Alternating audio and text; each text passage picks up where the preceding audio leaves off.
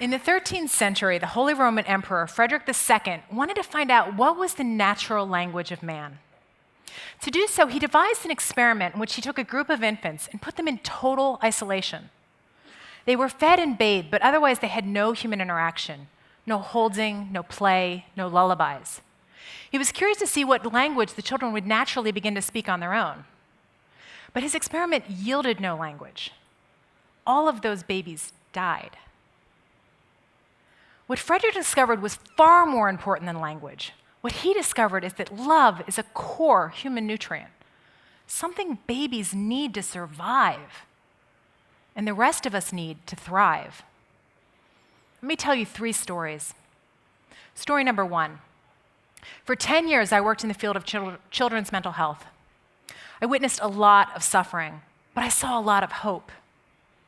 However, there was a small slice of children who seemed beyond our help and our hope, and they all shared the same diagnosis: attachment disorder. This is a psychiatric diagnosis that covers a host of symptoms, the worst of which include extreme violence, cruelty to animals, and a lack of remorse or conscience. It's not something a child is born with. Rather, it is born of neglect.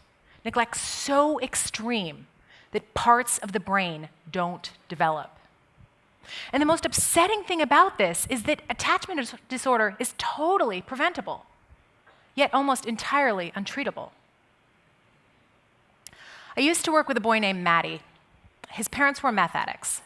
Matty had been grossly neglected. The attention he did get involved sexual abuse.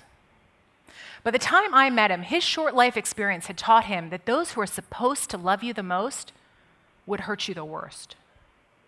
So to protect himself, Matty did his very best to not get loved again. Matty tormented his foster family. He did awful things to them. But again and again, they forgave him. They loved him. And to Matty, this only meant that when they did reject him, which he was certain they would, that it would hurt worse. So he raised the stakes. He walked across the room and intentionally, maliciously slammed his 2-year-old foster sister's hand in a door jamb, crushing all of the bones in her tiny hand and sending her to the hospital. And with that, Matty had failed out of his 3rd foster home, his 2nd adoption, and he was admitted to his first locked psychiatric unit. Matty was 5, and this was totally preventable. Research shows that by age 3, 85% of our brain development has already happened. It's our early life experiences that literally build our brain's architecture, our very biology. So when a child's brain is chronically bombarded with stress, be it poverty, violence, or neglect, it alters and stunts brain development, setting a negative course that can last a lifetime. And this is what had happened to Matty. To build a healthy brain and grow a whole person, love is required. Having a parent or caregiver who is nurturing, consistent, responsive, buffers a child against almost any hardship. It's that relationship which establishes, for better or for worse, our trust and empathy, as well as our health, our learning potential, even societal success. Over 10 years working with hundreds of kids, a lack of love was the worst common denominator. By age 5, Matty and many others like him had already fallen off a cliff. And in my work, I'd been standing around at the bottom of that cliff passing out Band-Aids for the equivalent of amputations. Story number 2. I quit my job and I went in search of the top of that cliff. I made it my personal mission to reach the most vulnerable little people at the earliest time with the simplest and most cost-effective solution. And the most vulnerable children I could imagine were children with no parents at all. I came across this mind-numbing statistic from UNICEF that in Asia alone, there were 10.5 million orphans younger than 6. That's more than the current population of New York City. So I wanted to find something to do about this. And in 2004, I looked around and I couldn't find any other groups working on this issue. There was no one. So I did something I never thought I would do. I founded a nonprofit, Hands to Hearts International. The initial kernel of an idea was to teach orphanage caregivers that their actions, their love, mattered a lot. I gathered a band of smart friends, I recruited experts, I begged, pleaded, manipulated everyone I could to support this idea with their time, their talents, and their money. And together, we began. Now, finding an orphanage that wanted this gift, that was a different challenge. It's not like orphanages had websites to show off their work, or that they didn't want to admit that they didn't provide excellent care.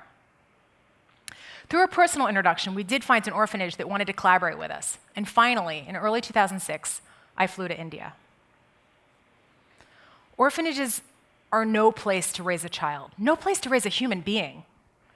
There is no good orphanage. They're institutions where children are fed, bathed, and interacted with on predetermined schedules, moved from activity to activity with little regard to their needs or wants. In the course of a day, a child could have up to 10 different people or almost no one caring for them. We trained a group of orphanage caregivers from a variety of different orphanages. They were all kind and smart and interested, but none of them had any training on child development. And it was more often that I witnessed their efficiency rather than their empathy. Our basic lessons covered child development milestones, but we also included play, baby massage, baby cues. A key lesson was teaching that before babies are able to speak, they're having their own thoughts and emotions. Because most people, if you don't think about it, treat babies in one of two ways before they're talking.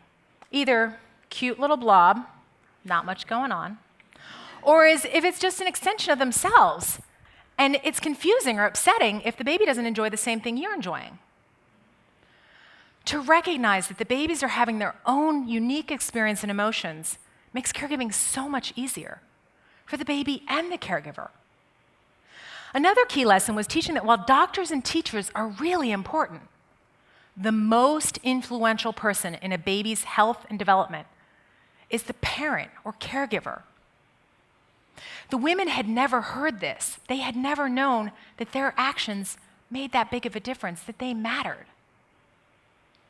To be clear, Hands to Hearts doesn't come with books or toys or videos or stuff. We only come with knowledge, touch, eye contact, how to be present. Everyone in the world has these things, and everyone in the world wants these things.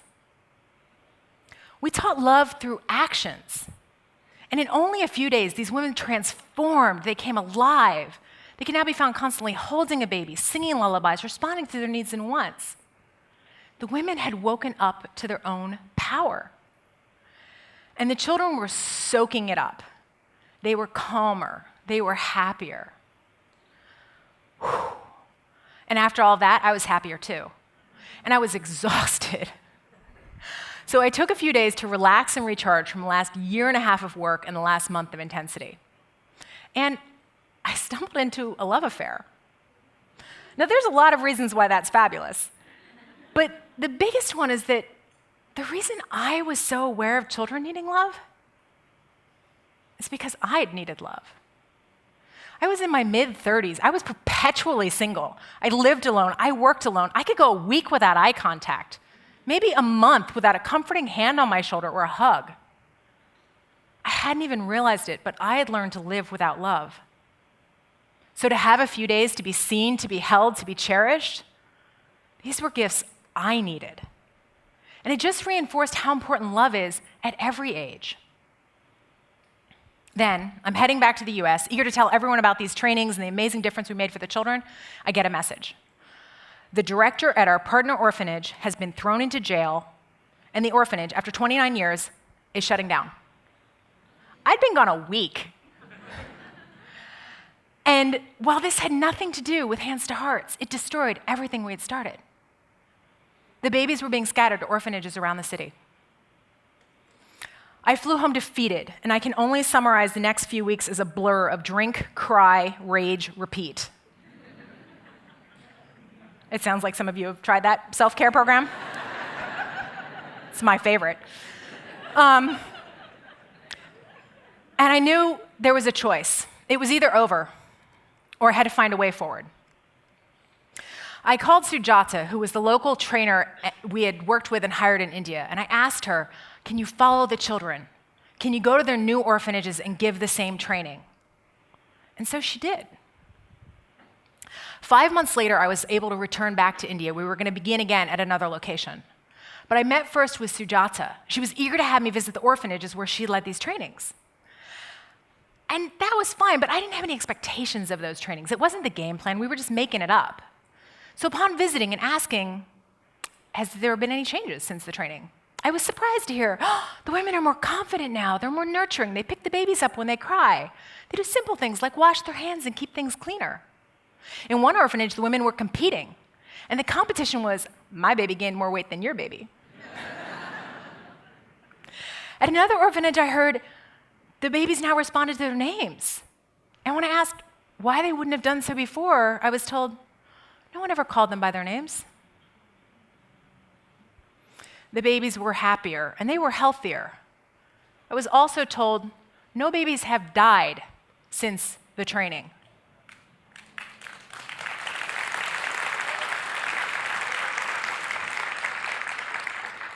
I didn't even know that was a measure.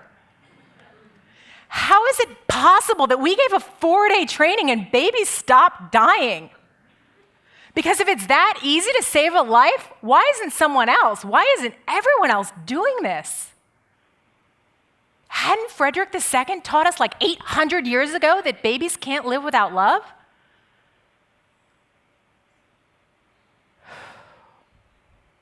Whoops.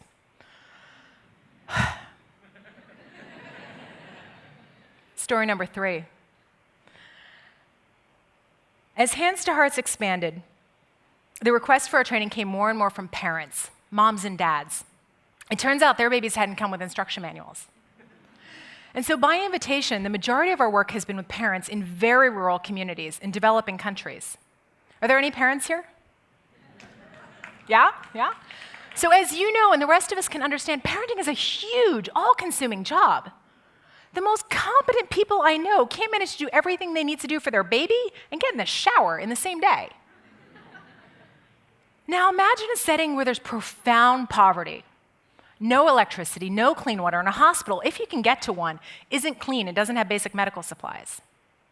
Imagine raising your child there. In northern Uganda, one of the fathers we trained said he had heard something he never heard before, that he was important to his son's well-being and development. Him, his time, his attention.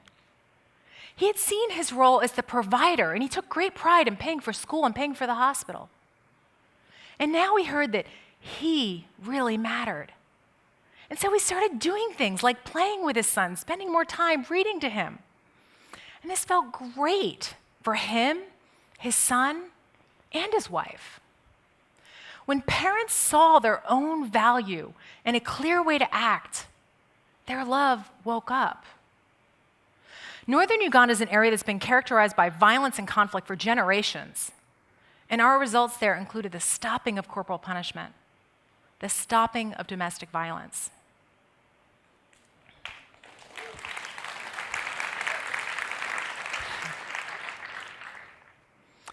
In 2004, I couldn't make it all better for Maddie.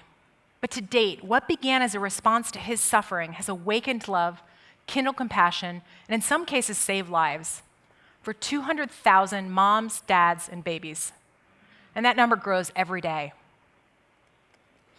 The World Bank has called early childhood development one of the best investments a country can make, with returns over a life course. Yet what Hands to Hearts does remains a novelty. In conclusion, I return to the initial idea, to teach orphanage caregivers, to teach people that their actions, their love matters. It's an idea that is so simple and so obvious that I'm often asked, wouldn't they already know how to show love? And my reply is, do you? And if you do, how often do you do so? I've made a whole career about love, and I am no expert at putting it into practice. For example, if I have to drive in traffic, there is no love. I do not relate to people as people. You are objects that are in my way and must be moved. I get, like, we're all in it together, but it doesn't matter that I get it.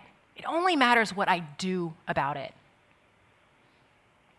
One day in a market in South India, as I trudged around lost, exhausted, and alone, this man, this stranger, chose to make a difference. He looked me in the eyes, he handed me that rose, and in a moment, I wasn't alone anymore. And yet, how often do we dismiss or discount the power of our own actions, as if what we say and what we do doesn't matter? Rarely is love big or sexy, but we have opportunities to act with love in the most mundane moments of every day. When was the last time you really listened to someone and weren't just waiting to talk? How often are you truly present with your kids, your spouse, your friends? If you really got that your actions, your love mattered, what could change for you? What difference would you make? I challenge you to put your love into action. And I invite you to tell me, tell the world all about it. Go forth and love. Thank you.